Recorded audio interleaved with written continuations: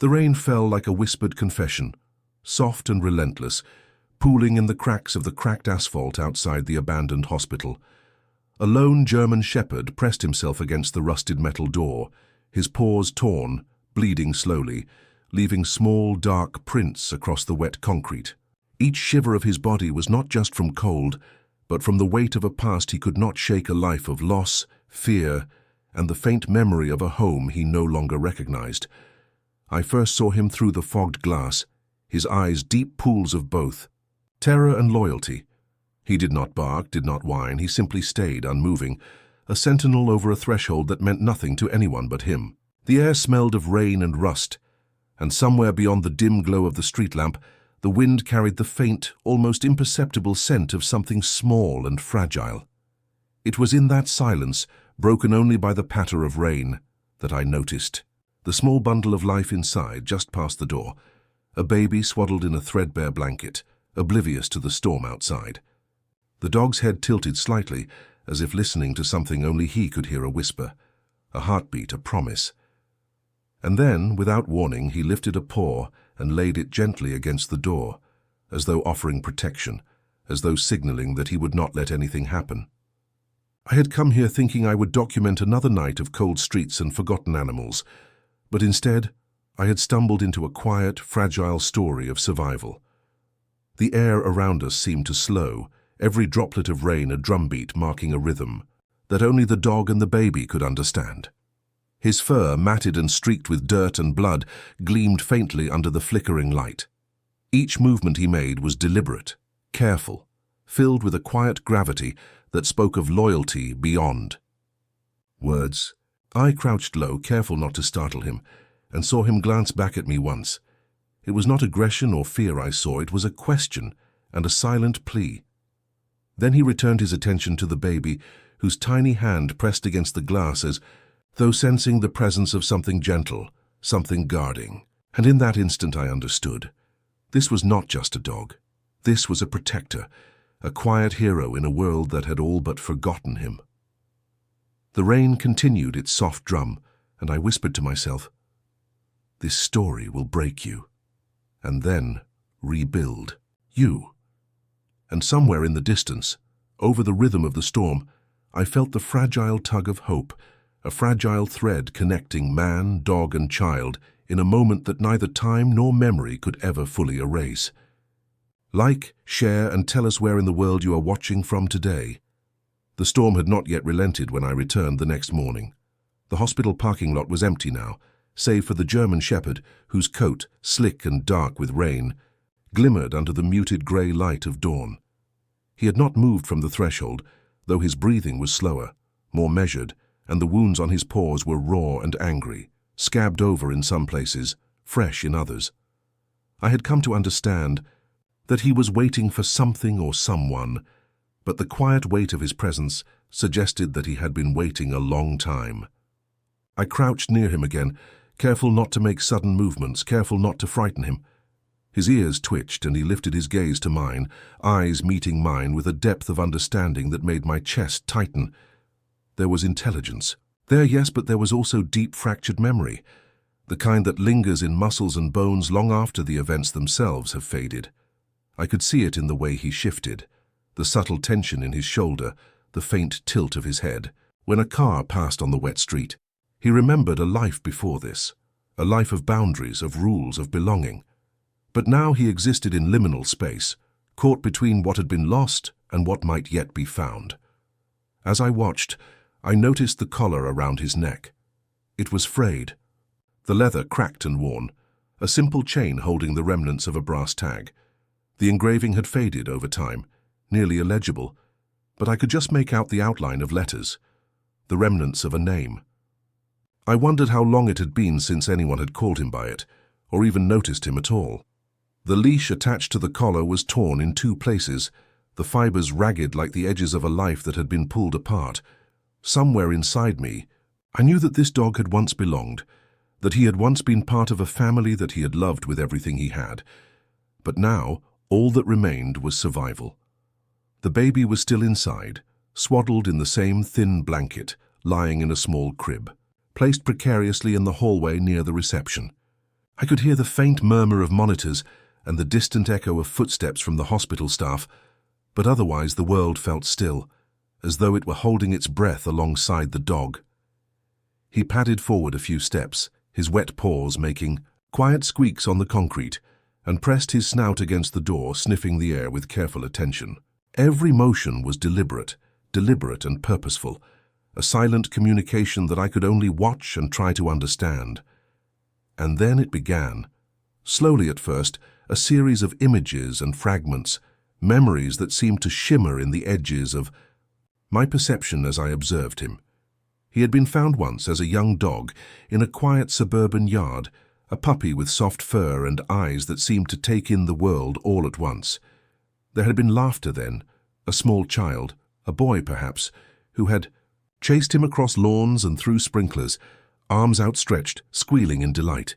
The bond had been immediate, instinctual, a tether of loyalty and trust that neither age nor circumstance could sever. But the memories grew darker, flickering like shadows across a wall. The dog had been taken away once, too young to understand. The separation left behind when the family moved, or perhaps when tragedy struck. I could see him standing at a gate, the boy's face blurred and distant, reaching out, calling his name, and the dog's body trembling, torn between instinct and the cruel hand of circumstance. There were streets filled with strangers, the smell of strangers, the feeling of being unwanted, abandoned, and alone. And through it all, the dog had carried that memory like a weight in his chest, an ache that never fully healed. Now he had found the baby, or perhaps the baby had found him. It was impossible to know where one story ended and the other began, but the connection was undeniable. The way he moved closer to the door, the way his eyes softened as he watched the infant sleep, suggested that he recognized something familiar, something fragile and precious that needed protection. Perhaps it was the echo of his own lost childhood, or perhaps it was something deeper, something innate in the way dogs understand vulnerability and innocence. I sat down on the cold concrete, letting my hands rest on my knees, and watched him for hours. Time seemed to stretch, the storm outside a distant percussion, the hospital walls closing around us in a quiet, protective embrace. He would not leave. He did not pace. He did not whine. He simply stayed alert and patient, listening to the subtle sounds of the hospital, sniffing the air for any hint of danger.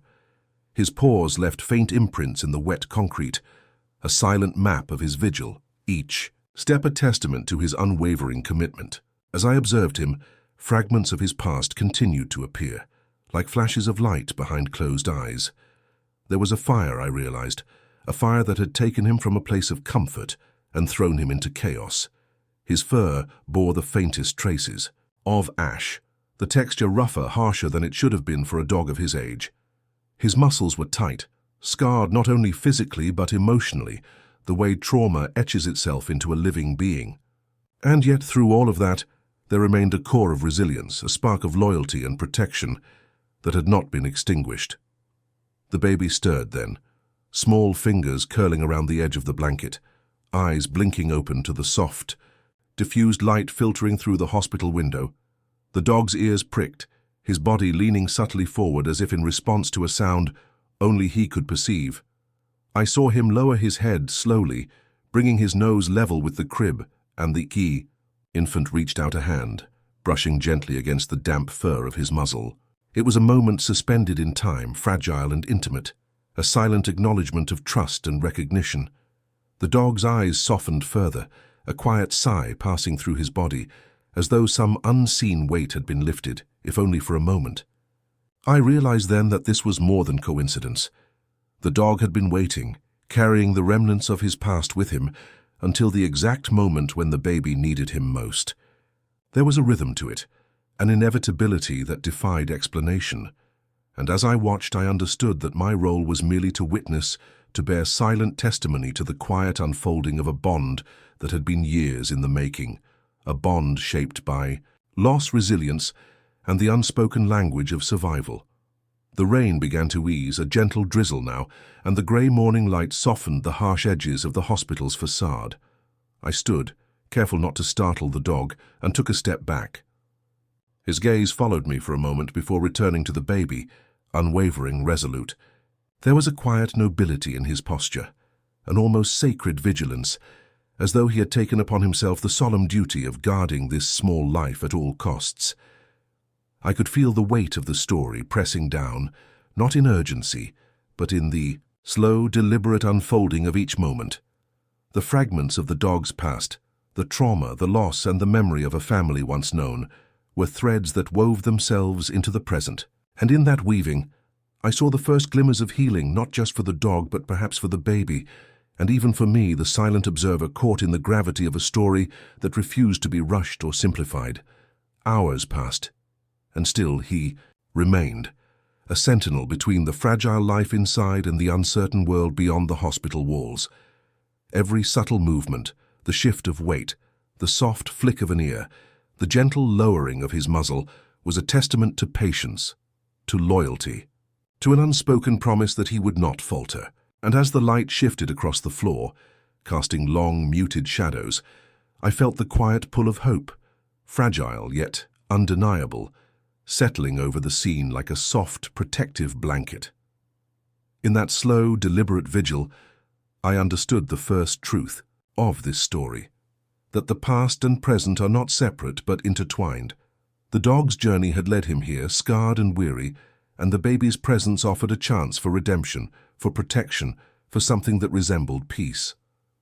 And somewhere deep within me, I knew that this was only the beginning, that the bond forming before my eyes would carry all of us through the slow, uncertain but necessary path toward trust, understanding, and perhaps eventual healing. The morning lingered like a soft exhale, stretching the world thin between past and present. The hospital corridors were empty now, washed in the pale grey light of a sun that struggled to pierce the lingering drizzle. The German shepherd remained by the door, unmoving, a quiet monument to patience. His paws, though raw and tender, bore him through the wet concrete with a gravity that suggested every step was measured, deliberate. Each footprint was a mark of survival, a muted declaration of loyalty that no words could encompass. I stayed nearby, my knees pressed against the chill of the asphalt, watching him.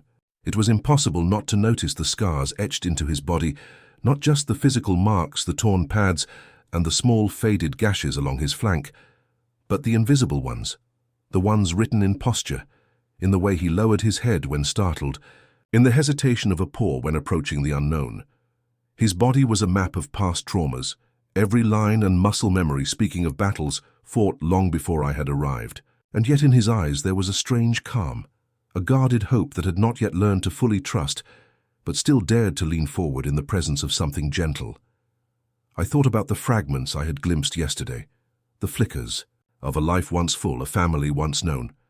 The dog had been someone's companion, someone's friend, someone's protector, long before he had been left behind, long before the world had hardened him.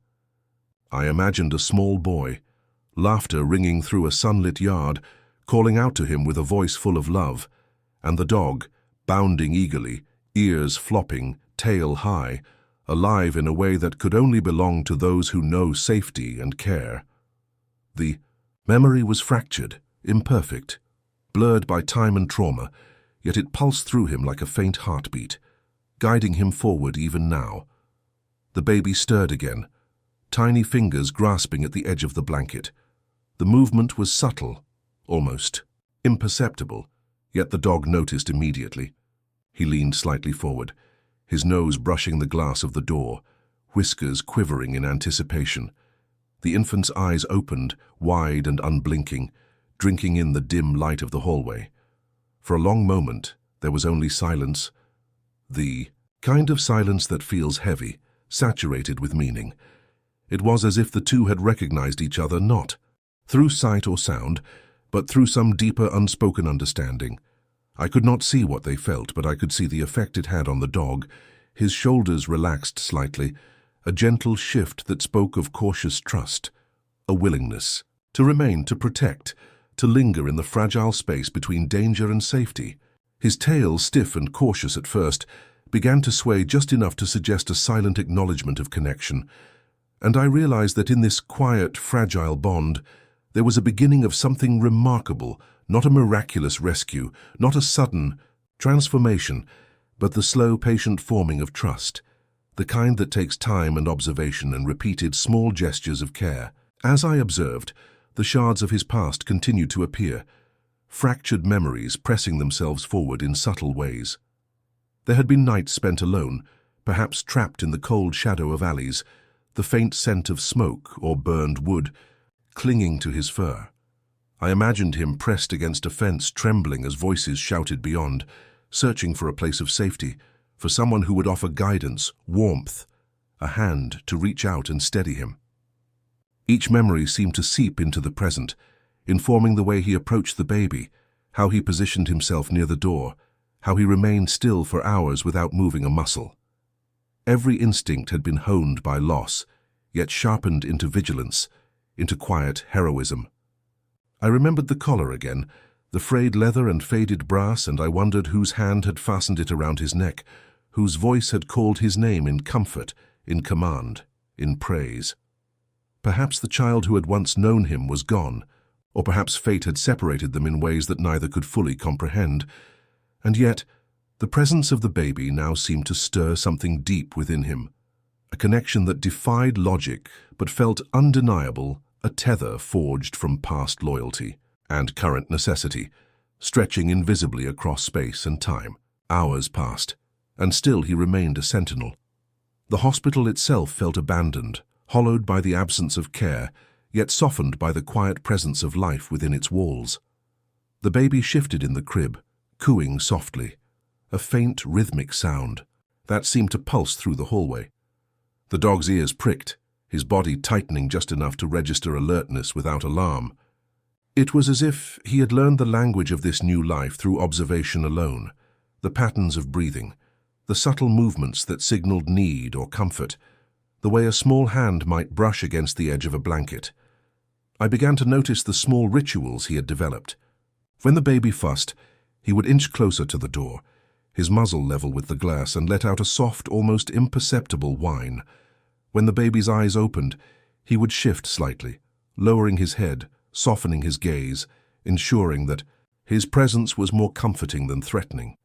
Each movement was deliberate, conscious, a careful negotiation of boundaries that spoke volumes about his intelligence and his understanding of vulnerability.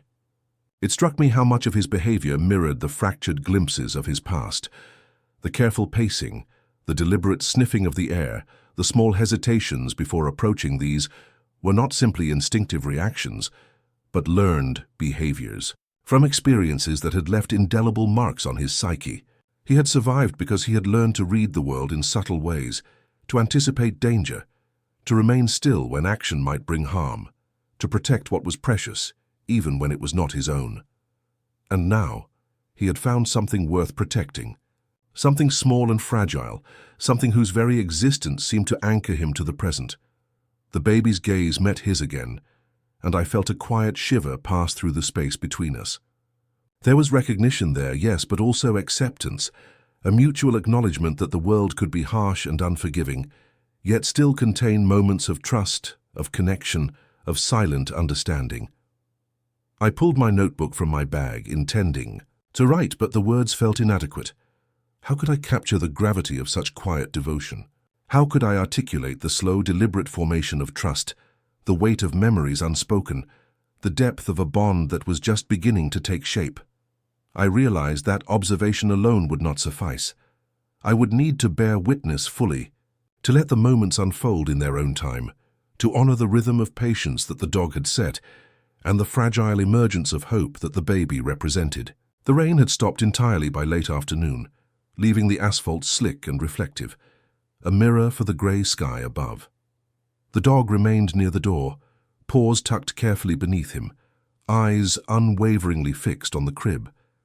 The baby had drifted into a light sleep, fingers clutching the edge of the blanket as if holding on to something tangible in a world that felt so uncertain. And in that quiet, suspended moment, I understood that the story was only beginning. This was the foundation, the careful laying of threads that would intertwine past and present, loss and protection, memory and hope. I stood slowly, careful not to disturb the delicate balance that had formed.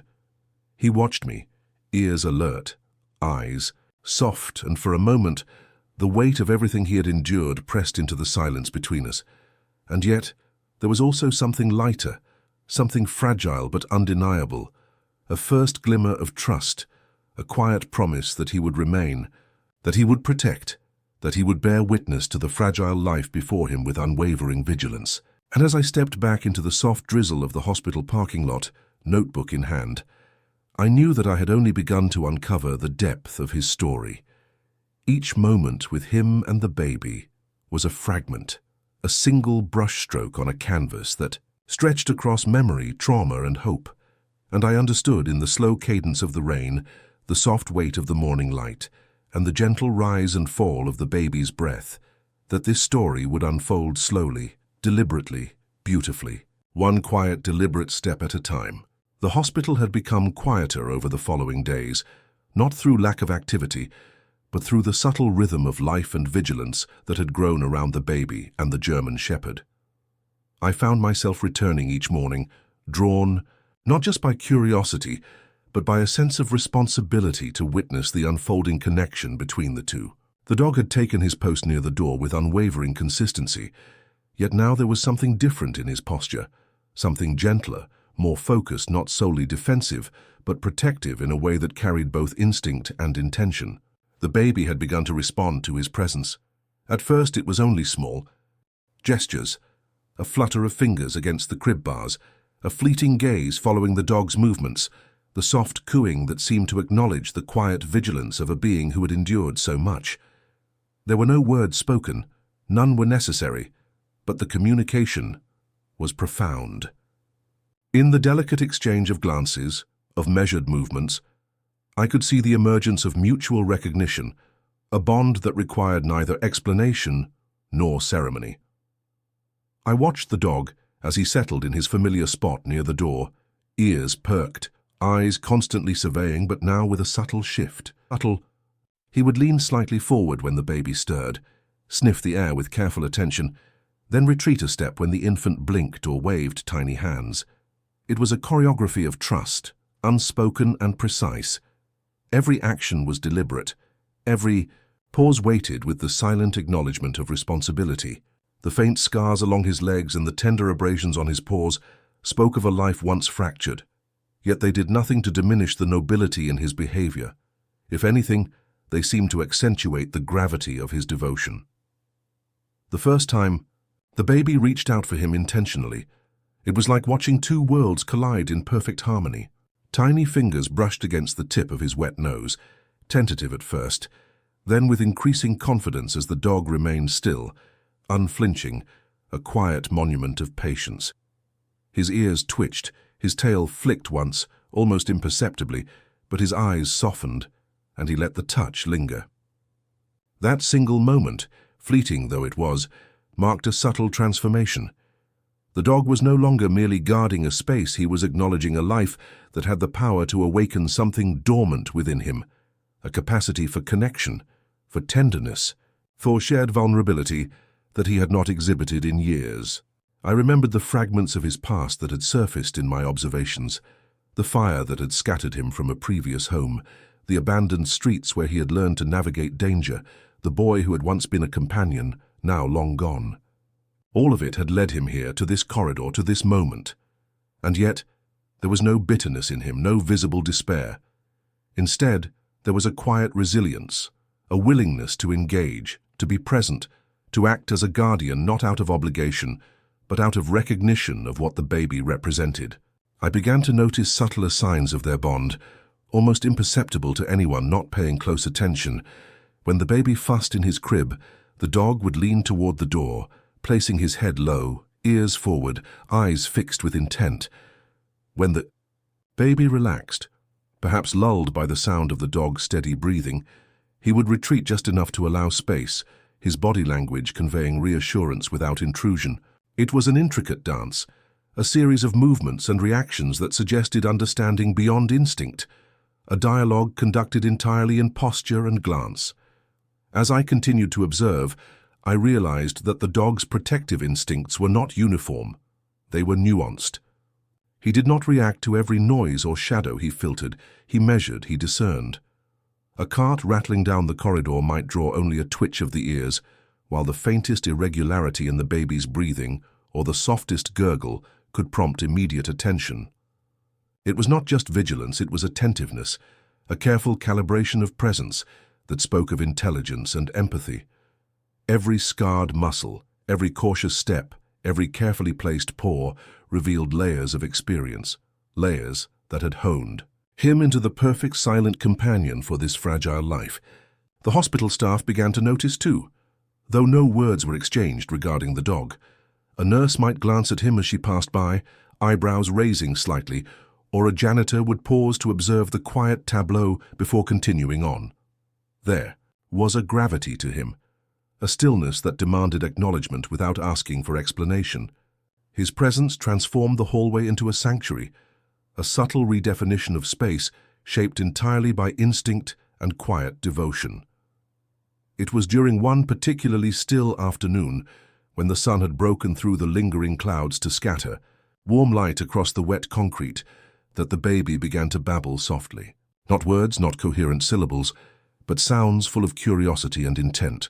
The dog lifted his head, ears alert, eyes focused, and for the first time, I noticed a slight wag of his tail, slow and deliberate. The interaction was delicate, almost ceremonial, as if the world had paused to observe this tentative communication. The infant cooed again, reached further with one tiny hand, and the dog, after a moment of stillness, allowed his snout to be touched fully.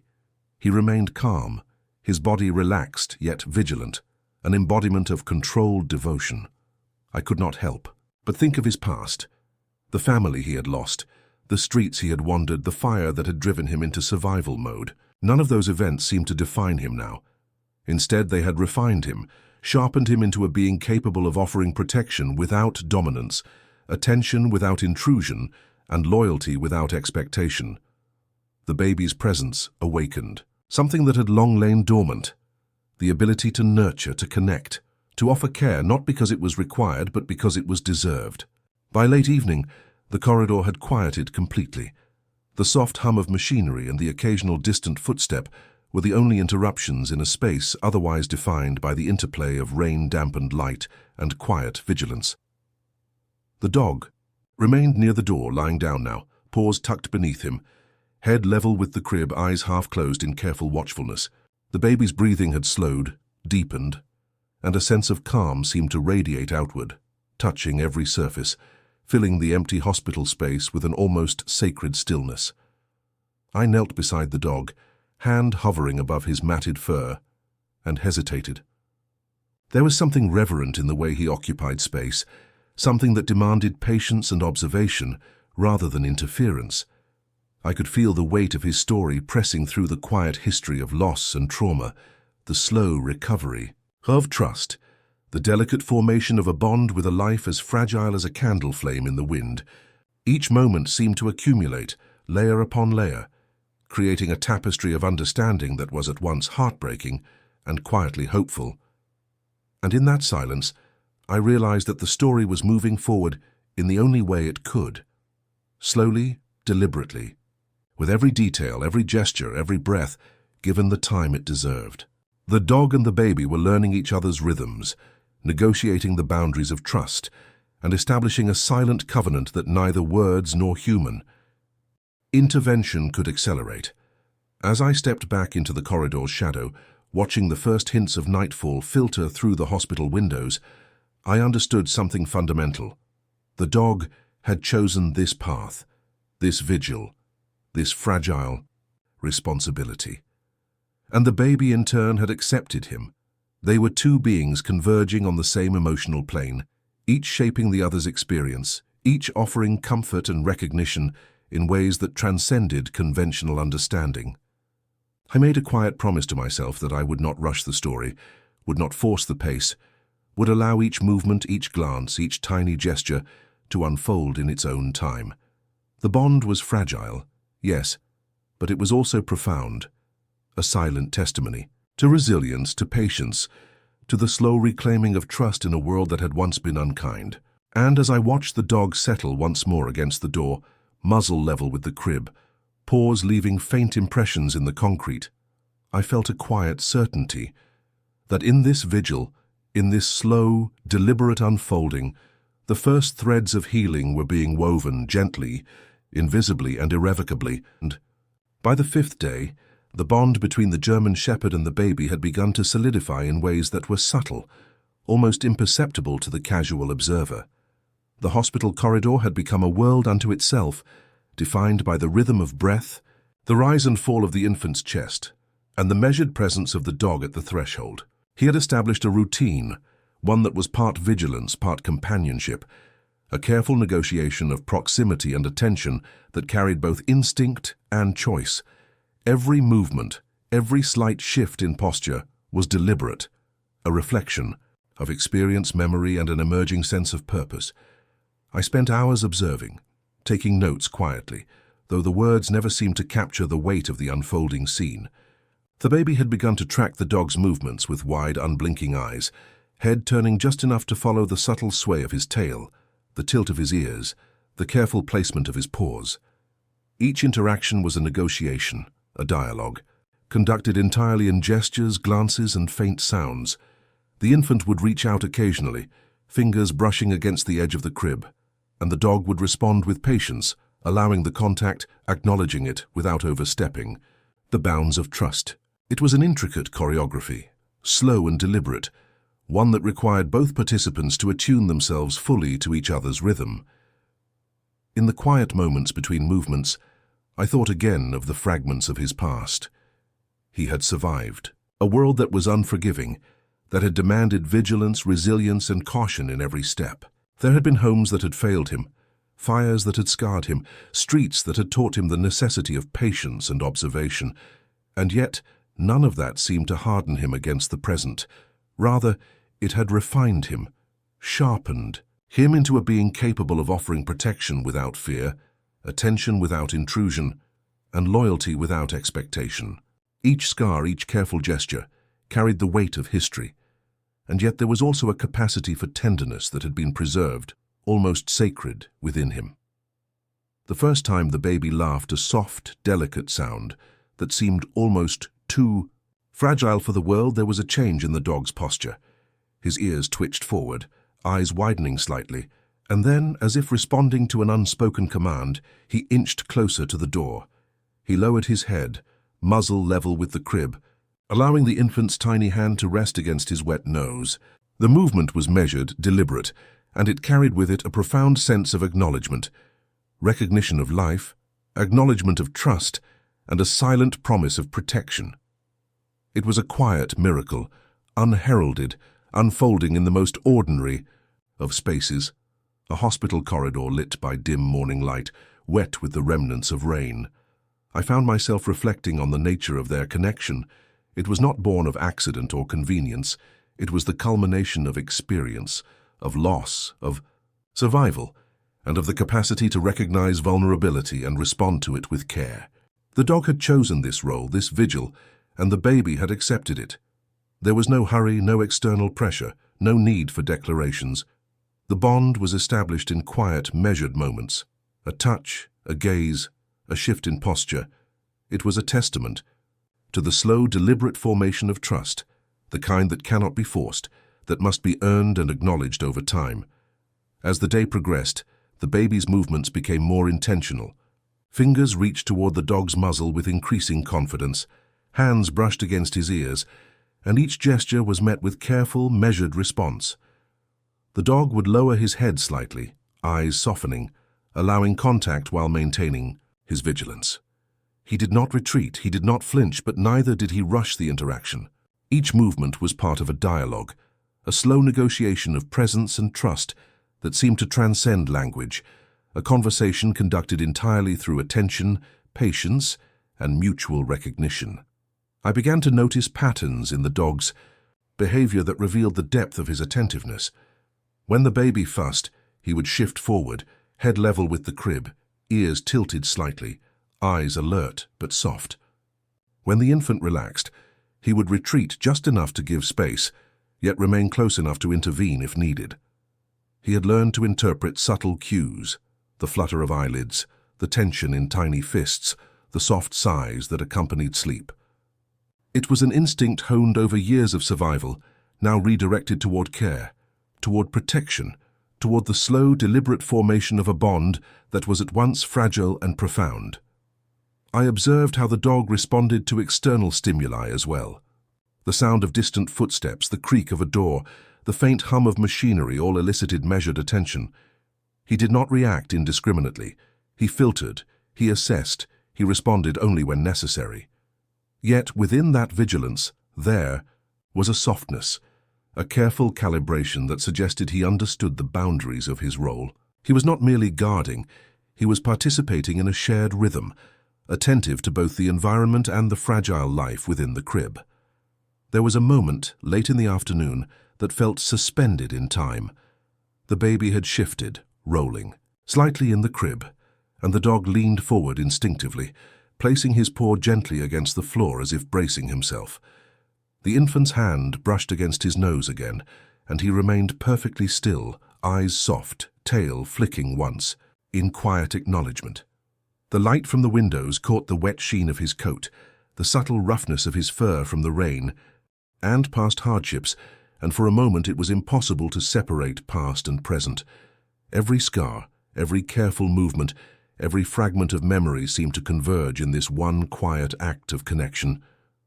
I realized then that the dog was not only protecting the baby, but also guiding him through the world in the only way he could, through presence, through vigilance, through the slow, deliberate teaching of safety, of boundaries, of trust. Each gesture was a lesson, each movement an example, each gaze a reassurance that, despite the chaos of the world outside, within this corridor, within this fragile space, the infant was safe. And in turn, the baby's responses to coos, touches, and slight shifts in posture were teaching the dog that protection could be met with trust, that care could be acknowledged without fear, that connection was not only possible, but vital. Evening, the corridor had taken on a sacred stillness. The rain had ceased entirely, leaving the world outside wet and reflective, a mirror for the soft glow of interior lights. The dog remained near the door, lying down, head level with the crib, eyes half closed yet alert, breathing steady and measured. The baby had drifted into sleep, fingers curled around the edge of the blanket, chest rising and falling with gentle rhythm. In that suspended moment, it was clear that the bond between them had deepened, not through words, not through overt action, but through countless small gestures, repeated over time, each one layering trust upon trust, presence upon presence. I sat quietly nearby, notebook untouched, realizing that no words could fully capture the delicate interplay unfolding before me. The story was one of patience, of vigilance, of fractured pasts slowly converging with fragile presents.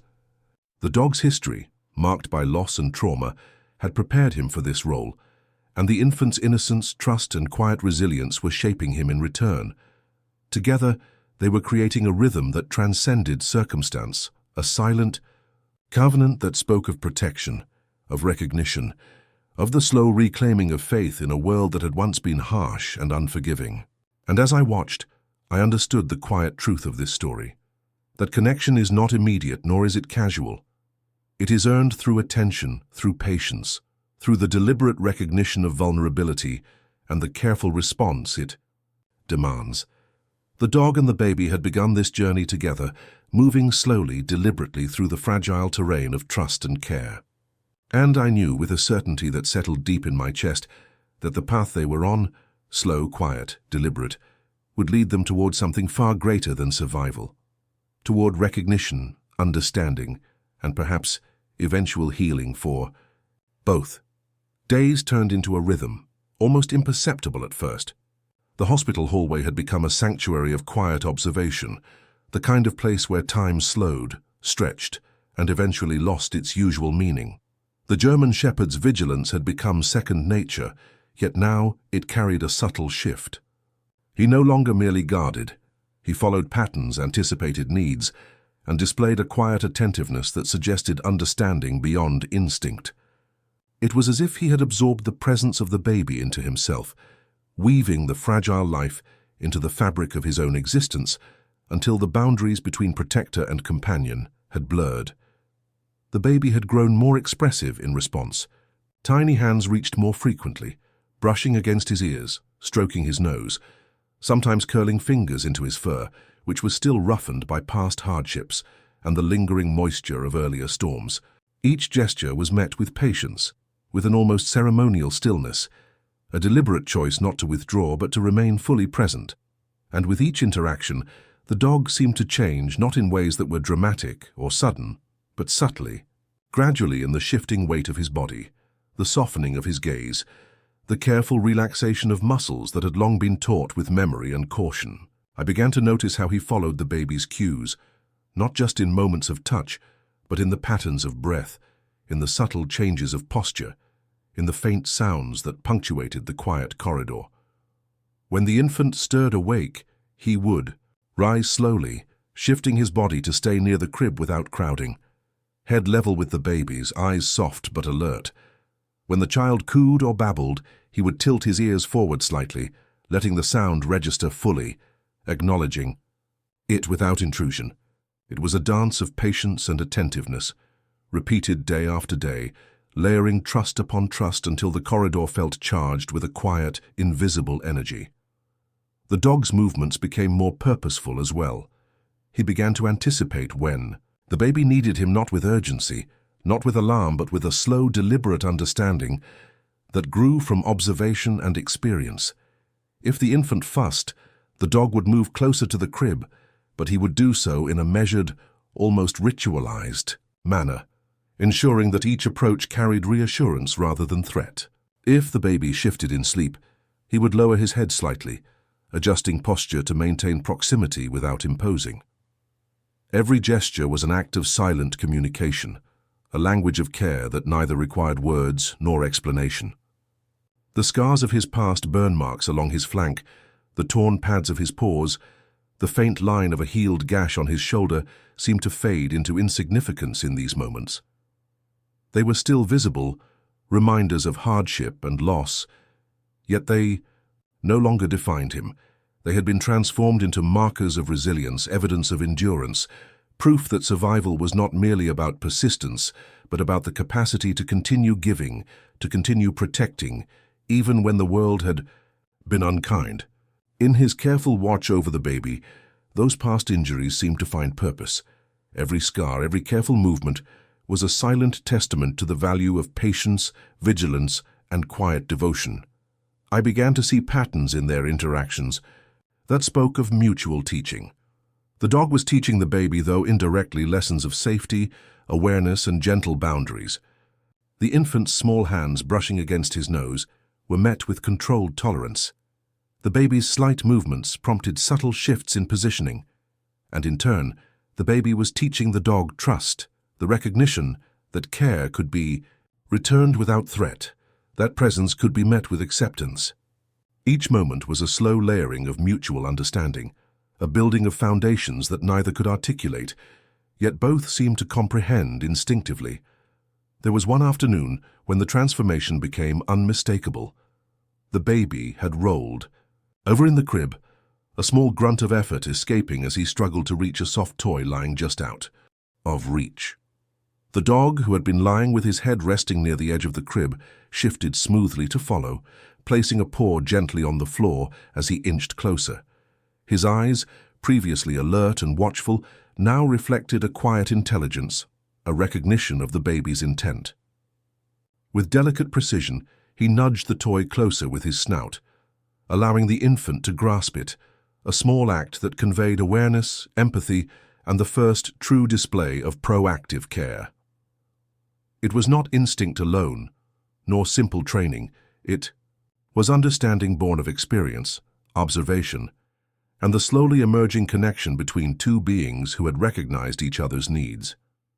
I realized then that the dog's transformation was more than behavioral, it was emotional. His body, previously tense with vigilance and past trauma, now carried a subtle softness. His gaze held recognition rather than suspicion, acceptance rather than doubt. He had begun to place the baby's needs alongside his own survival instinct, integrating protection with empathy, vigilance with patience. The scarred German shepherd I had first encountered outside the rain-soaked hospital had not disappeared, but he had evolved, reshaped by presence, by trust, by the fragile light of the infant's life. This evolution did not go unnoticed by the surrounding environment. The hospital staff had begun to observe small changes too, though rarely acknowledging them aloud. A nurse passing by might pause to witness the dog's calm attentiveness, the way he positioned himself near the crib, eyes soft, tail gently flicking. A janitor sweeping the corridor would slow for a moment, acknowledging without words the quiet gravity of the scene. It was as if the dog's presence had transformed the hallway into a sacred space, defined by vigilance, empathy, and the slow, deliberate emergence of trust. Even I felt the weight of change, though I could not fully articulate it. Sitting quietly near the dog, notebook closed, I observed each subtle shift, each careful movement, each gentle response to the infant's presence. I felt, in the deepest part of myself, the pull of something profound unfolding, a slow reclaiming of faith in connection, a patient weaving together of past trauma, present vigilance, and the fragile promise of healing. Each day added another layer, another thread to the tapestry of quiet devotion that stretched across the space between the dog and the baby, binding them together in ways both visible and unseen. The day faded into evening, and the light in the corridor softened, casting long shadows across the floor. The dog had settled again near the door, head level with the crib, eyes half closed but alert. The baby had drifted into sleep, fingers curled around the edge of the blanket. And in that stillness, I understood that the silent transformation was no longer tentative. It had taken root. The German shepherd was no longer merely a survivor, nor merely a guardian. He was a being who had begun to care actively, intentionally, fully. The baby had awakened within him something that years of hardship had not extinguished, the capacity for tenderness, empathy, and deliberate conscious connection. And as I stepped back, letting the quiet of the corridor settle around me, I felt the slow, deliberate pulse of the story unfolding. Each small gesture, each measured movement, each subtle exchange between the dog and the baby was part of a narrative that defied haste. It was a story of resilience, of trust, of quiet evolution, the kind that could not be rushed, that demanded patience, observation, and reverence. And in the soft glow of the hospital lights, in the faint reflections of the wet floor, I understood, with certainty, that the slow, silent transformation had begun in earnest, carrying with it the fragile, irrevocable promise of hope, connection, and eventual redemption.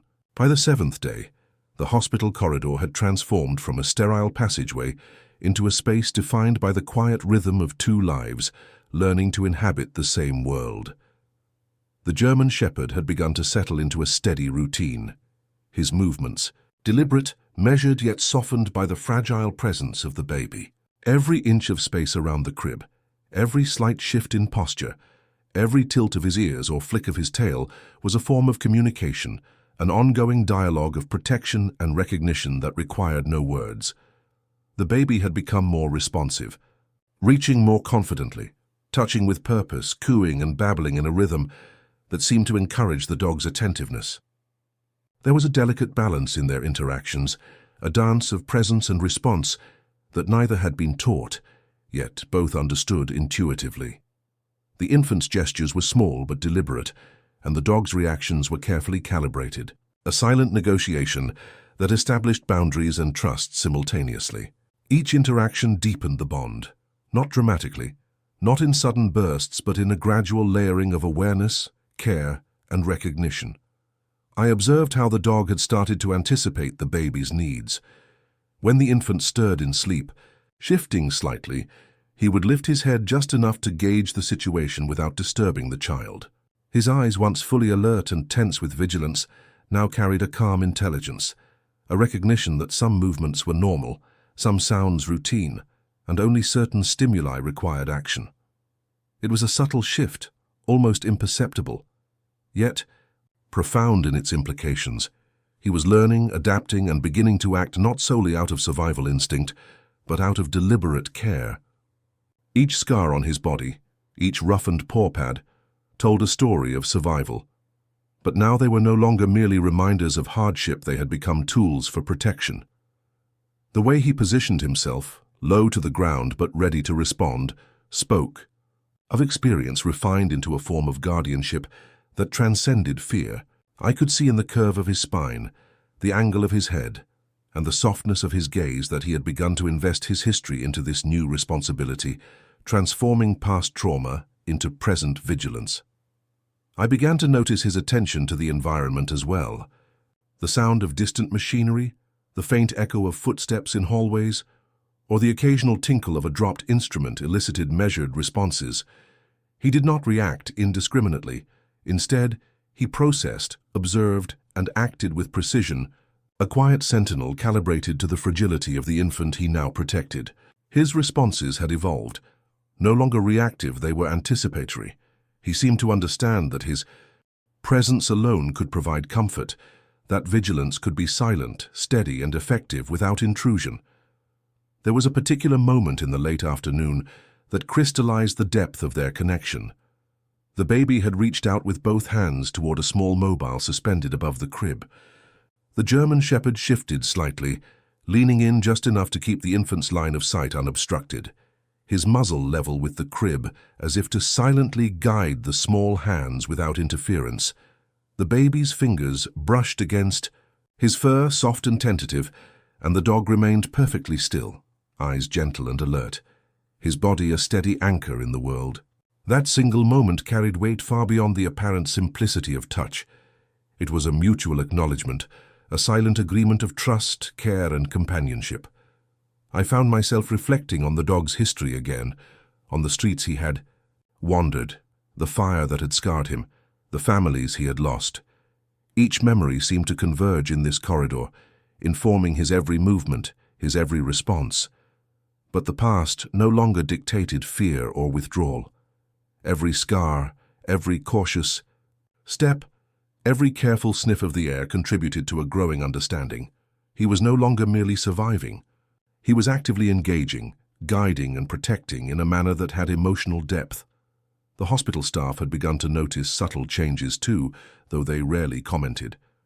A nurse would glance down the corridor and pause, observing the quiet tableau, the way the dog had positioned himself near the crib, alert but calm. A janitor sweeping nearby would slow his movements, acknowledging the sentinel without words. It was as if the dog's presence had altered the very space, transforming it into a sanctuary defined by vigilance, empathy, and silent connection. The corridor became more than a passageway. It was a stage for a quiet, unfolding drama of trust and protection. Even I felt the subtle pull of the story's weight. Sitting nearby, notebook closed, I watched the interplay of gestures and glances. The German shepherd's careful attentiveness, the infant's tentative exploration, and the slow layering of recognition between them created a rhythm that demanded observation, patience, and reverence. The story was not advancing through dramatic moments or sudden interventions. It was evolving through the slow accumulation of micro-interactions, each one a testament to resilience, trust, and the careful cultivation of connection. That evening, as daylight waned and the hospital lights cast long muted shadows across the floor, the infant began to babble softly, a tentative coo that filled the corridor with warmth. The dog lifted his head, ears tilted slightly forward, eyes softening. He inched closer, body low and deliberate, allowing the baby to feel his presence without being overwhelmed. The infant reached, fingers grazing his nose and ear, and the dog responded with subtle acceptance, a measured wag of the tail, a gentle lowering of the head, a steady gaze that said, without words, that he was present, attentive, and protective. I realized in that moment that the transformation was both subtle and profound. The dog was no longer merely a guardian, he had become a companion, a guide, a being capable of providing comfort and care that transcended instinct. The infant, in turn, had begun to shape him, teaching lessons of trust, acceptance, and connection that the dog had not experienced for years. Their relationship was a slow, deliberate dialogue, unfolding in silence, gestures, and glances, a conversation, shaped by patience, experience, and the gradual emergence of emotional intimacy. The night settled over the hospital, quiet but full of the subtle sounds of life. The baby's breathing, the soft rustle of blankets, the faint hum of distant machinery. The German shepherd remained near the door, lying with paws tucked neatly. Beneath him, head level with the crib, eyes half-closed yet attentive. Each movement, each shift, each subtle glance was a demonstration of the bond that had taken root, a bond that was built not on command or instruction, but on mutual recognition, respect, and the slow cultivation of trust. I understood then that the silent transformation was well underway. The dog had evolved beyond survival. He had entered a state of conscious engagement, integrating the baby's presence into his own awareness and purpose. Each day, each interaction, each deliberate pause added another layer to the quiet tapestry of connection forming in the corridor. The bond was not sudden, nor was it easily defined.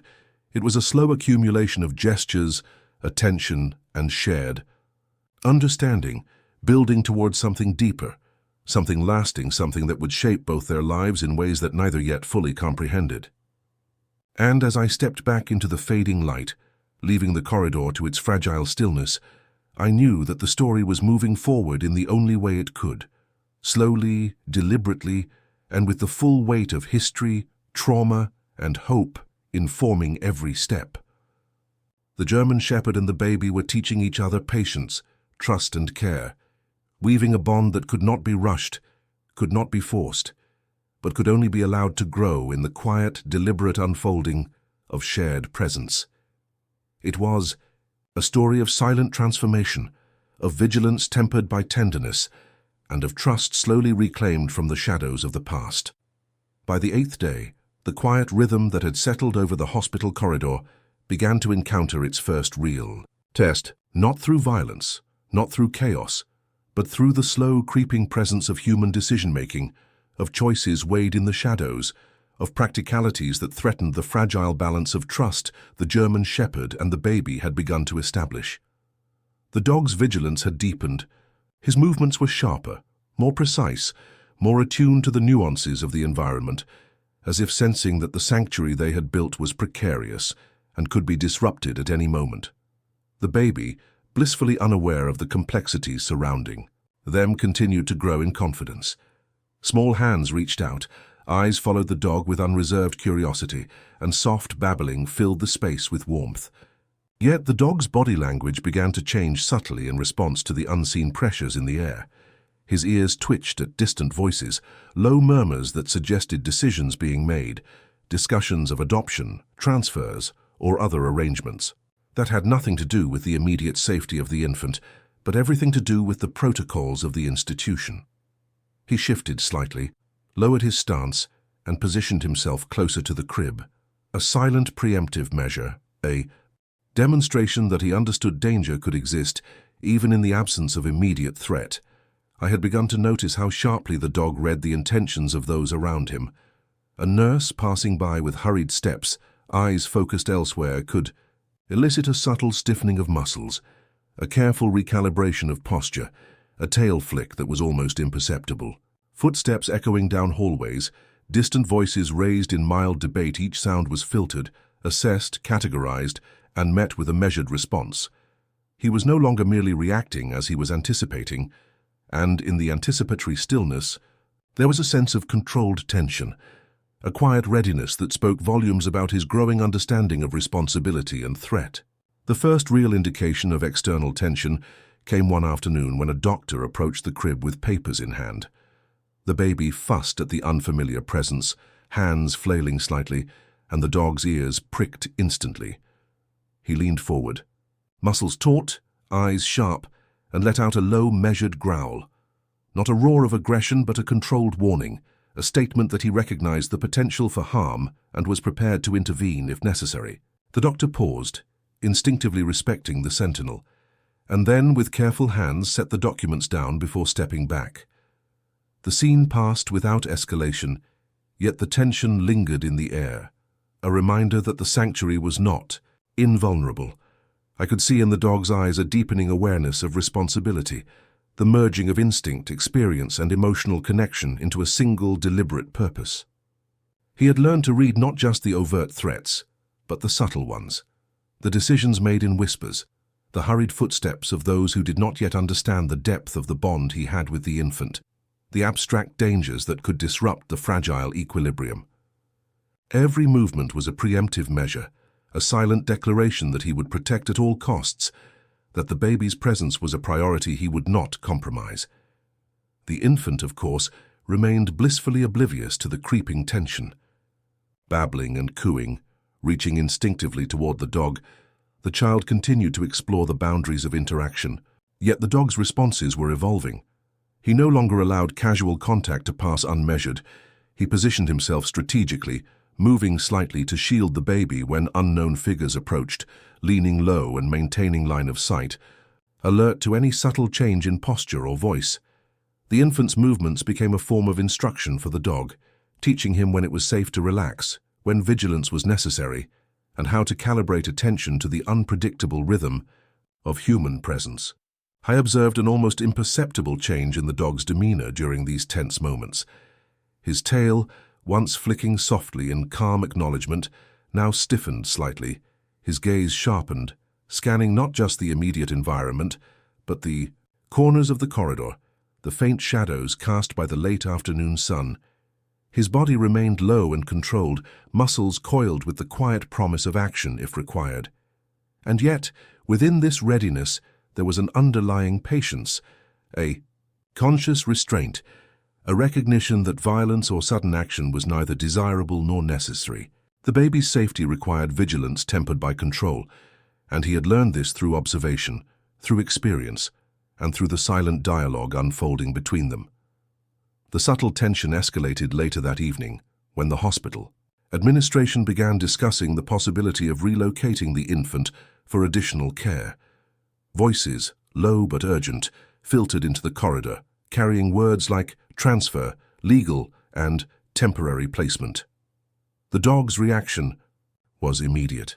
He rose slowly, shifting closer to the crib, nose level with the infant, ears pricked forward. His body became a line of defense, a physical manifestation of the bond he had cultivated. The baby's hands reached for him instinctively, a gesture that seemed to reassure the dog, yet also sharpened his focus. He understood that the threat was abstract but real, that the fragile sanctuary could be disrupted by decisions made by others, and that his vigilance was now more necessary than ever. I realized at that moment that the dog's transformation had reached a critical juncture. He was no longer reacting purely to stimuli, he was processing, evaluating, and anticipating the potential for harm. Every decision he made, whether to shift closer, to remain perfectly still, or to adjust his posture, was informed by both instinct and emotional awareness. He had become a guardian in the truest sense, not because he was commanded or trained, but because he had chosen this role, integrating past trauma, present trust, and the delicate needs of a fragile life into a single, coherent purpose. As night fell, the hospital lights casting long, muted shadows across the corridor, the dog remained vigilant. The infant had drifted into sleep, fingers lightly resting on the edge of the blanket, chest rising and falling in rhythmic calm. The dog lay near the door, body low, head level with the crib, eyes half closed but alert, ears twitching at every distant sound. He had assumed a posture that communicated readiness without alarm, vigilance without intrusion, patience without neglect. The subtle tension of the day lingered in the air, yet he had mastered the delicate balance between threat, awareness, and the quiet provision of comfort. In the stillness, I recognized the profundity of what was unfolding. The dog had integrated himself fully into the infant's world, understanding not just immediate danger, but the invisible threats imposed by human decisions and institutional routines. He had learned to protect with precision, to remain present, without interference, to offer reassurance without overwhelming. And in doing so, he had begun to teach the infant through presence, through stillness, through the gentle calibration of attention about trust, awareness, and the quiet strength of loyalty. The night settled over the corridor, and I stepped back quietly, leaving the dog to his vigil. The subtle threat of human decision-making, the creeping uncertainty that had tested the delicate balance of trust, had been met with calm resilience. The German shepherd had not faltered. He had adapted, integrated, and evolved, his vigilance deepened by the bond he had cultivated, his actions informed by both instinct and understanding. And in the fragile quiet of the hospital corridor, it became clear. The bond between dog and infant had been tempered by tension, strengthened by observation, and was now ready to carry them through whatever challenges lay ahead. The 9th day arrived with a brittle calm that hung in the hospital, corridor-like fog. The rain had returned overnight, leaving streaked windows and slick floors, reflecting the dim fluorescent lights in fractured patterns. The German Shepherd had adjusted his vigil to the shifting conditions, moving with measured care to avoid slipping, but always maintaining his proximity to the crib. The baby's breathing was steady, almost melodic against the quiet hum of machinery, but there was a tension beneath the surface, subtle, persistent, and unspoken, that suggested the tests of trust were far from over. The dog's vigilance had reached a new level of refinement. He no longer merely observed the corridor. He scanned it with the precision of someone who understood the fragility of the world around him. Shadows of passers-by, the soft scrape of a cart across the linoleum, the faint echo of voices in the distance, all were filtered and assessed, catalogued and, if necessary, responded to. His eyes, sharp and luminous, reflected not only instinct but comprehension, an awareness that danger was not always immediate or visible, but could emerge from decisions made by others, from hurried movements, or from human error. I watched a small, almost imperceptible ritual develop. Each time the baby stirred or made a noise, a slight grunt, the flutter of a hand, the dog would shift in his place, body lowering just slightly, nose forward, eyes fixed. The infant, in response, would reach instinctively toward him, fingers brushing against his fur. Each touch reinforced the bond, but also subtly tested it. How would the dog react? Would he retreat, growl, or remain steadfast? Each time the dog remained calm, unwavering, yet fully present, a sentinel whose patience had been forged in the crucible of past trauma, now tempered by a growing attachment that demanded responsibility as much as instinct. A nurse entered quietly, a soft rustle of clothing announcing her presence. The dog lifted his head, ears forward, eyes sharp but not hostile. He assessed her movements carefully, noting the absence of immediate threat, the calmness in her voice, and the measured steps she took as she approached the crib.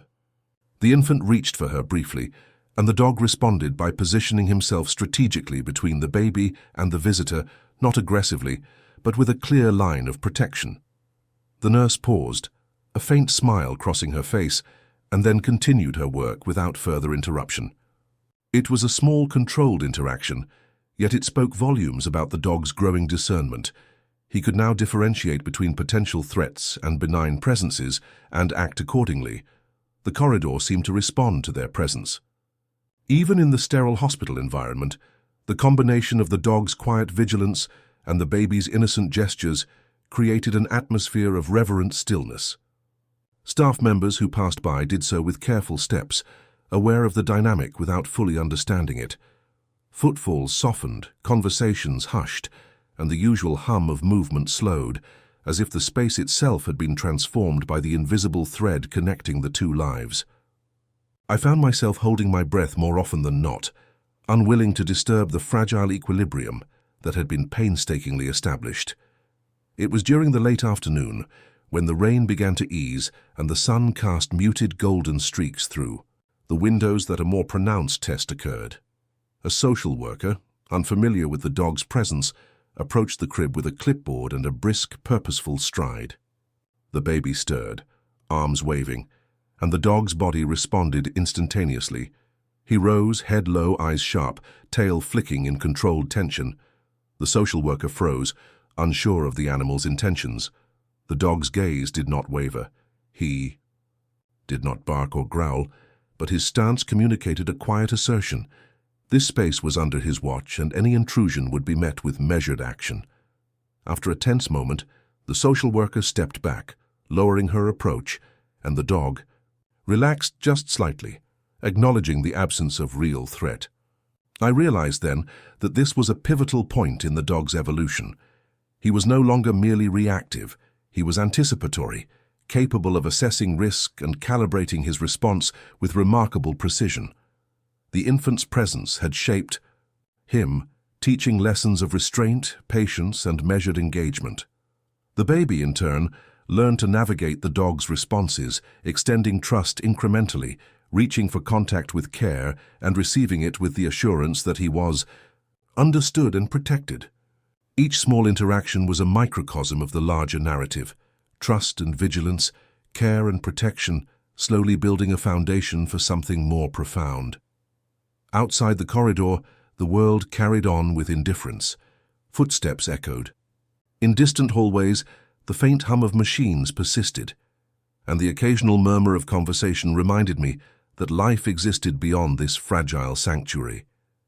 Yet within the corridor, time seemed to bend, stretching each moment, each glance, each subtle movement into a narrative that was both intimate and immense. The dog's attentiveness, the baby's tentative gestures, the quiet interplay between them created a story that was unfolding in real time, yet felt eternal, weighted with the gravity of shared experience and the promise of emerging trust. Later, as the sun dipped below the horizon and evening light gave way to the artificial glow of hospital lamps, a new layer of complexity emerged. A janitor entered, pushing a cart with supplies. The dog's body shifted, coiled with tension, yet he remained near the crib, eyes fixed, evaluating the situation. The infant babbled softly, reaching instinctively toward the familiar presence. The dog responded with a measured adjustment, allowing the baby's touch while maintaining his protective stance. The interaction was subtle, nuanced, a testament to the balance that had been struck between vigilance and care. Each passing figure, each new voice, each unanticipated movement was now a test, a quiet negotiation that reinforced the bond while asserting boundaries. I began to notice how the dog's actions influenced the infant's behavior. The baby's gestures became more deliberate, more confident, as if sensing that the dog's presence created a space of safety. Reaches were extended, coos were louder. Eyes followed the dog's movements with fascination and trust. The infant, in his innocence, was teaching the dog about patience, calm, and the possibility of connection. And in turn, the dog was teaching the infant about boundaries, protection, and the quiet strength of vigilance. Together, they were building a silent curriculum, each learning from the other, each shaping the other's understanding of the world in profound and delicate ways. By nightfall, the corridor had returned to its habitual stillness. The rain had ceased entirely, leaving reflective puddles on the concrete floor, mirroring the soft glow of overhead lights. The German shepherd lay near the door, head level with the crib, eyes half closed yet alert, ears twitching at the faintest distant sounds. The baby had drifted into sleep, fingers curled gently around the edge of the blanket. In the quiet, I felt the weight of the transformation fully. The dog had learned to navigate threat and calm, presence and restraint, vigilance and trust. The infant, in turn, had learned the contours of safety, the boundaries of interaction, and the comfort of being protected without fear. As I stepped back into the corridor's shadows, I understood with clarity that this was not a simple story of rescue or survival. It was a story of measured evolution, of trust tested and reaffirmed, of silent negotiation between two beings who had begun to understand each other in ways that transcended language. Each day, each interaction, each subtle gesture was building toward a profound crescendo, a quiet but inevitable convergence of loyalty, care, and recognition that would define the next chapters of their shared journey. The 10th day arrived with a heaviness that hung over the hospital like a low, persistent fog. The rhythm that had previously governed the corridor, subtle, measured, patient, began to shift as though the universe itself was testing the fragile equilibrium the German shepherd and the baby had established. Outside, rain fell in long, relentless sheets, streaking the windows and pooling in the corners of the walkway. Inside, the dog's movements carried a sharper tension. His vigilance was no longer only about immediate surroundings. It had expanded to anticipate the subtle pressures of human decisions, unseen threats, and the abstract dangers posed by bureaucratic routines. The baby continued to respond instinctively to the dog's presence. Tiny hands reached out, brushing against the coarse fur, cooing softly, shifting restlessly in the crib. Each gesture carried meaning, Each touch carried reassurance, and the dog, increasingly attuned to these signals, adjusted accordingly, his body a carefully balanced instrument of protection, anticipation, and subtle guidance. He remained at once sentinel and companion, the two roles merging into a seamless presence that carried both history and hope. Yet, the balance was fragile. Earlier that morning, a nurse had entered with the faint, hurried suggestion that the infant might be relocated to a pediatric unit, better equipped for extended care. The dog's response had been immediate, measured and intense, not a bark, not a rush, but a deep, low gaze, muscles taut with silent insistence, tail coiled but unmoving. He positioned himself strategically between the crib and the approaching footsteps, asserting control over the space without aggression, a quiet but unmistakable declaration. This child was under his watch, and no human decision would interrupt the bond he had cultivated. The baby, sensing the tension, reached instinctively for him. Fingers brushed against the edge of his ear, curling slightly into his fur, eyes wide and unafraid. In that simple gesture, the dog found reinforcement, a quiet signal that his vigilance was appreciated, that the trust he had earned was acknowledged. It was a delicate moment, a miniature crescendo in the ongoing narrative of shared awareness. The corridor seemed to absorb it, the walls echoing not just the ambient hum of machinery, but the weight of silent communication, layered with meaning beyond what words could convey. I found myself observing more closely, noting how the dog's posture adapted to these subtle pressures. His ears shifted forward at the sound of approaching footsteps, eyes narrowed at the distant murmur of human voices discussing potential decisions, but his body remained poised, balanced, fully present. He had learned to navigate the tension between action and restraint, between instinct and deliberation. Each movement was a conscious decision, informed by experience, history, and the slowly deepening bond with the infant. This was not mere instinct. This was an understanding forged over days, honed through patient observation and tempered by the profound responsibility of guardianship. By mid-afternoon, a more tangible challenge emerged. A pediatric specialist, unfamiliar with the dog's presence, approached with a clipboard and an air of brisk efficiency. The baby stirred, making small noises, and the dog responded immediately, rising, head low, muscles coiled with restrained power. His eyes locked on the approaching figure, ears pricked, tail steady yet ready. The specialist paused, sensing the intensity, and adjusted his approach, stepping back and lowering his stance, recognizing without words that this was not a pet, not a casual visitor, but a sentinel with an unspoken claim over the infant's safety. The infant's hands reached instinctively for the dog, curling into his fur, and the dog leaned slightly toward the crib, allowing contact while maintaining his protective posture. There was a delicate negotiation occurring, a dance of boundaries, recognition and silent assertion. The corridor, once a neutral space, had become a theater in which loyalty, trust, and subtle authority played out in every glance, gesture, and measured movement. I realized that this was no longer simply about care. It was about establishing the enduring terms of a bond that would define the next stage of their lives. Outside the immediate events, the environment carried its own pressures. Rain-soaked walkways, the distant hum of hospital activity, the faint flicker of fluorescent lights casting shadows that seemed to move with the days passing, all contributed to a sense that the world beyond the corridor was unpredictable, even hostile. Yet within this confined space, the German Shepherd maintained a microcosm of control, adapting to each nuance, reading each subtle cue, and integrating the baby's presence into his awareness with a precision born of necessity and deep emotional intelligence.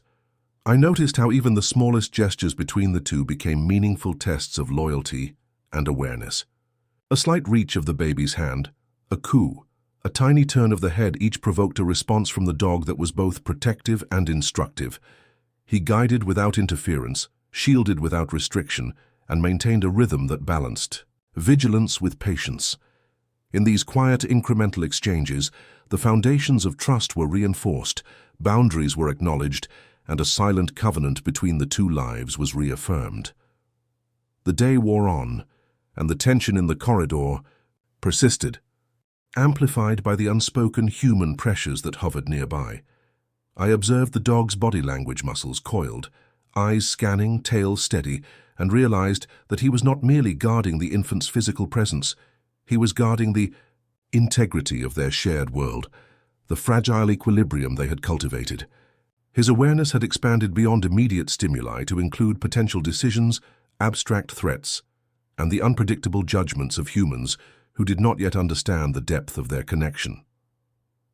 Later, as the evening descended and the rain softened to a drizzle, a quiet breakthrough occurred.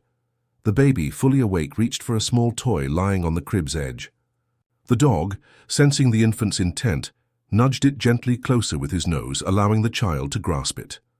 There was no sudden excitement, no dramatic flourish, just a measured, deliberate act of care that carried immense emotional weight. The infant's response, a babble, a small stretch of fingers, a soft coo reinforced the bond, and the dog settled again near the crib, muscles relaxing slightly, gaze soft but watchful. In that act, the corridor seemed to breathe with them, a silent acknowledgement that the covenant of trust had been affirmed once again. I reflected on the transformation I had witnessed over the past 10 days. The German Shepherd had evolved. From a wary, scarred survivor into a conscious guardian, capable of interpreting threats, anticipating needs, and providing comfort without intrusion. The infant had grown more confident, learning to navigate the world with the dog as both guide and protector.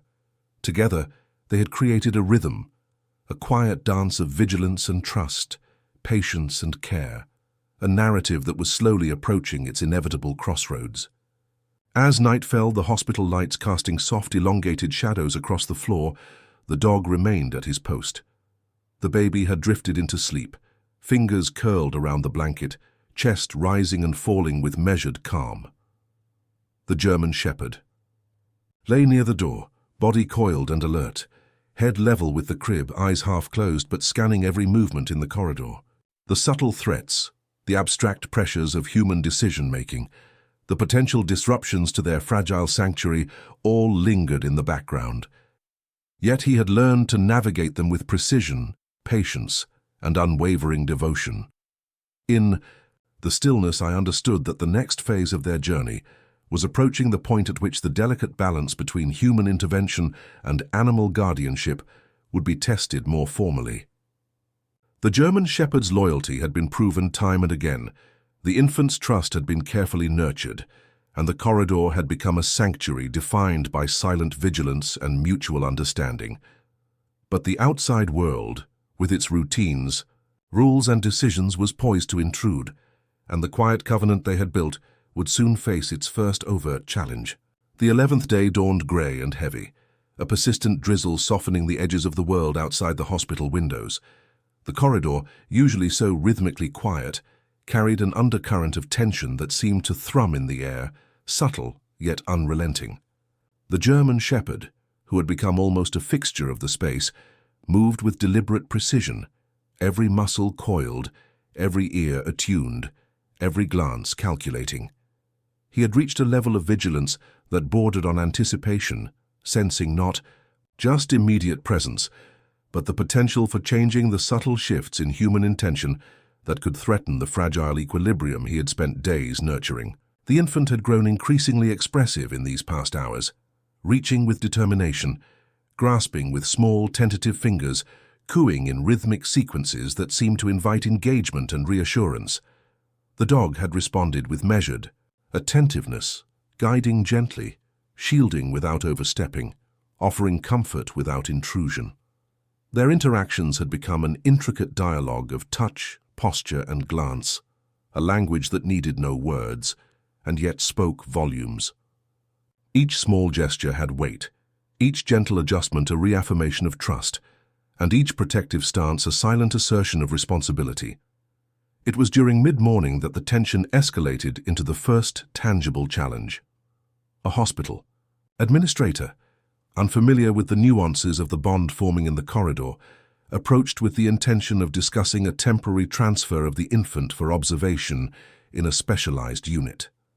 Her voice was low, clipped, professional, yet carried a firmness that suggested decision rather than negotiation.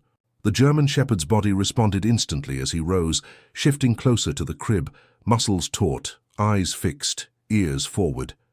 He did not growl, bark, or rush, but the intensity in his posture spoke volumes. He was a guardian, asserting the sanctity of the space, preparing to defend not just with physical presence, but with a quiet insistence that no human decision would disturb the covenant he had forged with the child. The infant stirred, hands reaching instinctively for the familiar form. Fingers curled into fur, and the dog, sensing both recognition and trust, allowed the touch while subtly reinforcing his protective stance. Each movement was deliberate, an exercise in calculated restraint, an embodiment of patience and devotion. The administrator paused, briefly assessing the scene, and I could see the unspoken understanding flicker in her eyes. This was no ordinary dog, no casual companion. This was a sentinel, a being whose bond with the infant had grown strong enough to command quiet acknowledgement. She withdrew slightly, adjusting her approach, but the tension remained, a reminder that the sanctuary was fragile and contingent. On careful navigation, I watched as the corridor seemed to stretch around them, each moment heavy with unspoken stakes. The rain outside beat against the windows in irregular rhythms, the light filtering through wet glass fractured and muted, and the hospital machinery hummed with an almost deliberate monotony. The dog's vigilance had not waned, if anything. It had deepened. He was no longer merely protecting against immediate danger, he was calculating, anticipating, embodying a quiet wisdom born of experience, trauma, and emerging emotional understanding. Each glance toward the approaching human, each shift of weight, each controlled breath was a deliberate act of guardianship and discernment. The infant's babbles and small gestures continued, carrying a weight that belied their simplicity. Tiny hands reached, fingers curling, eyes following every subtle movement of the dog. In response, the dog adjusted, leaned slightly closer, nudged gently with his nose, maintained protective alignment and an intricate choreography of trust, awareness, and silent reassurance. In these interactions, he was teaching the infant lessons about safety and presence, while the infant, in return, was reinforcing the dog's role as protector, guiding him toward patience, gentleness, and attentive care. Each movement, each response, each subtle exchange added a layer of depth to their bond, creating a narrative of resilience and trust that had no need for spoken language. By late morning, the quiet threat of human intervention began to coalesce into a more formal challenge. The infant's medical records required review, decisions about observation periods were pending, and the possibility of temporary relocation loomed. The dog's awareness of these undercurrents was palpable. His stance became more deliberate, positioning closer to the crib while maintaining a low, non-threatening profile. His gaze tracked every movement, every shift in posture, every sound from distant voices, cataloguing them, assessing risk, preparing for contingencies. He was no longer merely reactive. He was anticipatory, being fully engaged in the protection of the infant, integrating instinct, observation, and emotional intelligence into a single, coherent presence. I realized as I watched that this was the crucible of choice. The dog's loyalty, patience, and understanding were about to be tested in a concrete, unavoidable way. Every action, every reaction, every subtle gesture carried meaning not just for the immediate moment, but for the preservation of the fragile equilibrium that had taken days to cultivate.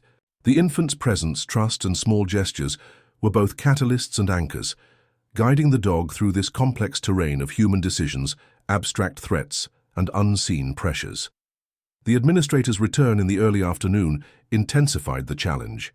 Approaching the crib with a measured pace, clipboard in hand, she began to speak quietly, referencing procedures, observation protocols, and possible transfers. The dog shifted instantly, positioning himself closer, eyes fixed, muscles coiled with restrained intensity. He did not bark, did not lunge, but the firmness in his stance conveyed an unmistakable warning. The infant's safety and trust were not negotiable. The baby, sensing the tension, reached out instinctively, curling fingers into fur, eyes wide with recognition and reassurance. In that small gesture, the dog's resolve seemed to crystallize. a quiet affirmation that he would not yield, that he would navigate this human imposition with calculated vigilance and unwavering loyalty. Minutes passed like hours. The administrator adjusted her movements, lowered her voice, and finally retreated, clipboard tucked close, her approach subdued by the undeniable presence of the dog. The corridor returned to its measured quiet, the rain outside softening to a drizzle, and the infant resumed his gentle babbling, reaching again toward the familiar sentinel. The German shepherd exhaled softly, settling once more near the crib, muscles relaxing yet eyes remaining alert, ears twitching at the faintest sound. He had passed the test, navigated the crucible of human decision-making, and preserved the fragile sanctuary that had become their shared world. I reflected on the gravity of what I had witnessed, the dog's evolution from wary survivor to conscious guardian, capable of anticipating threats and interpreting abstract pressures, had reached a pivotal moment. He had proven that loyalty was more than instinct. It was a deliberate, sustained choice, informed by experience, tempered by emotional understanding, and reinforced through daily interaction with the infant. The baby, in turn, had contributed to this evolution, teaching trust, patience, and subtle guidance, shaping the dog's understanding of presence, safety, and protective care. As evening descended, casting elongated shadows across the corridor, the dog lay at his post, head level with the crib, eyes half closed but alert, ears pricked toward every distant sound. The infant slept peacefully, fingers curling lightly around the blanket, chest rising and falling in rhythmic calm. The crucible of choice had been navigated, but the lessons of vigilance, patience, and trust remained firmly in place, ready to guide the next chapter of their journey. In that quiet, reflective moment, it became clear that the bond forged in the corridor had evolved beyond mere guardianship. It was a covenant, a silent agreement between two beings whose lives had converged through circumstance, patience, and necessity. Each day, each gesture, each small test of loyalty had strengthened it, layering trust upon vigilance, care upon experience, until the German shepherd and the infant had created a sanctuary defined not by walls or rules, but by presence, understanding, and quiet devotion. The 12th day arrived bathed in a soft, muted light, the kind that carries neither urgency nor disturbance, just the gentle passage of time. Outside, the rain had finally stopped, leaving streets glistening with reflection and puddles that mirrored the silvered sky. Inside the hospital corridor, the atmosphere was calm but heavy with the weight of everything that had passed, the tension, the vigilance, the slow accumulation of trust and understanding between two lives that had found each other amid the fragility of circumstance. The German shepherd lay beside the crib, head low, ears flicking at the faintest noises from distant hallways, body relaxed but ready. He had assumed this posture countless times over the past 11 days, yet there was something different in the way he now breathed, a deep, steady rhythm that carried quiet assurance. His paws, still tender and roughened from long days of protective watch, rested near the edge of the blanket, a silent tether connecting him to the infant. The baby stirred slightly, fingers brushing against the dog's fur, and for a moment the world outside the corridor fell away. No machines, no distant voices, no pending decisions mattered. There was only the infant and the dog, a silent communion that had grown over days of patient, deliberate care. I observed the final traces of transformation in both of them. The dog's eyes, once wary and haunted, now held calm intelligence and a profound softness. His vigilance had evolved into a steady presence, a quiet guardianship that needed no overt demonstration.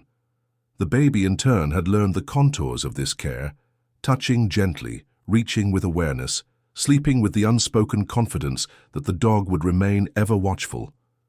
Together they had created a rhythm of existence that was deliberate, measured, and profoundly intimate.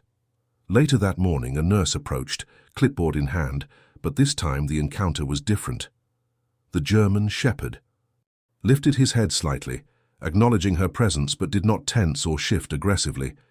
The infant reached instinctively, hands brushing his fur, and the dog leaned gently, permitting contact. The nurse paused, a faint smile crossing her face as if recognizing the unspoken covenant that existed in the room. No words were necessary. The bond spoke for itself. The hospital staff had begun to understand that this was not just a dog guarding a child. It was a being who had invested history, patience, and emotional intelligence into the act of protection, and a child who had reciprocated with trust and quiet guidance. Midday brought a soft, almost ceremonial moment. The sunlight, filtered through clouds, spilled across the corridor, highlighting the sheen of the dog's fur, the smooth softness of the infant's skin, and the subtle interplay of shadow and light. The baby reached for a small blanket, tugging it slightly, and the German Shepherd responded with a gentle nudge, moving the blanket closer without disturbing the child's delicate grasp. The gesture, small and quiet, carried immense emotional weight, a shared understanding, a demonstration of mutual care, a ritual of trust performed in silence. As afternoon faded into evening, the air in the corridor grew still. The faint hum of machinery, the occasional distant footfall, the subtle echo of voices all became secondary to the steady presence of the two lives intertwined. The German Shepherd shifted slightly, positioning closer to the crib, head resting near the baby's shoulder. The infant stirred softly, curling into the familiar warmth, and for a long moment there was nothing but breathing, the synchronized rise and fall of two bodies linked by experience, patience, and quiet devotion. I reflected on the journey that had brought them to this point. The dog, once scarred and cautious, had transformed through repeated acts of vigilance, measured response, and emotional attunement. The baby, tiny and mute in words but vast in perception, had taught trust, patience, and gentle guidance. Together, they had created a sanctuary within the hospital corridor, a space defined not by walls or rules, but by the quiet constancy of care and the deliberate cultivation of presence. Even the hospital staff, who had once approached with cautious curiosity or professional concern, now treated the corridor with a kind of reverent distance. They recognized, without fully articulating, that this was more than caregiving. It was a testament to the possibilities of connection, loyalty, and quiet redemption. The German Shepherd's body, scarred but strong, and the infant's small hands, curious and trusting, had rewritten the narrative of survival and protection into one of deliberate, patient companionship. As night fell, the corridor was bathed in the soft glow of dimmed lights. The baby's breathing had slowed into deep, peaceful sleep, fingers curled into the blanket, face serene. The German Shepherd lay at the edge of the crib, body relaxed, eyes half closed, yet alert to the subtle rhythms of the room. His vigil had transformed from tense anticipation to quiet, unwavering presence, a final demonstration of loyalty, patience, and love. I stepped back, notebook closed, allowing the scene to unfold without interference. The infant stirred slightly, reaching instinctively, and the dog responded with a gentle nudge. No words were spoken, no movements were forced. In that quiet act, the story reached its whispered conclusion. The covenant of trust had been fulfilled, the fragile sanctuary preserved, and two lives, once shaped by uncertainty and vulnerability, had found each other in a bond that would endure beyond the walls of the corridor. And as the lights dimmed further and the last echoes of human presence receded, there was only the soft rise and fall of two breaths, the warmth of shared presence, and the unspoken promise of continued guardianship. The story, at last, concluded. In a whisper, the German Shepherd at rest, the infant secure, and the world outside momentarily held at bay by the quiet strength of loyalty, patience, and love.